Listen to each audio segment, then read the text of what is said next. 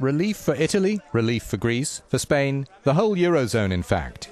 EU leaders pulled back from the brink of potential disaster at their Euro summit, which ran deep into Wednesday night, with their deal to support single-currency states in dire difficulty. But suspense remains over whether what they've agreed will keep the euro market-worthy. The aim is to deflect the prospect of countries going bankrupt. Greece is closest to this iceberg, owing 160% of its national income.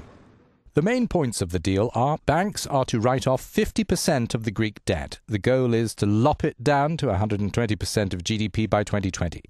Europe's banks said they were ready to lend Greece 130 billion euros at the same time as sacrificing 100 billion euros worth of the 210 billion in Greek bonds they hold.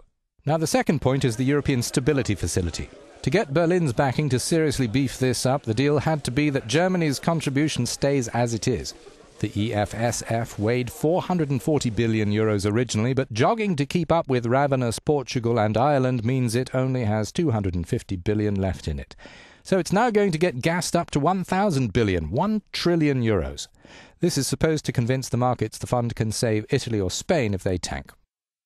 This partial insurance for countries' sovereign debts is A, meant to encourage investors to buy their bonds, and B, enable the creation of a fund with IMF backing where China and Russia, for instance, can help.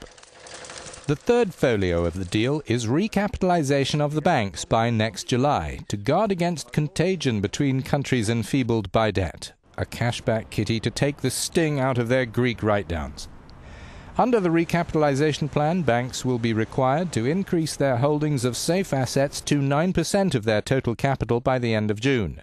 106 billion euros to draw on in case of trouble before crying for taxpayers' money.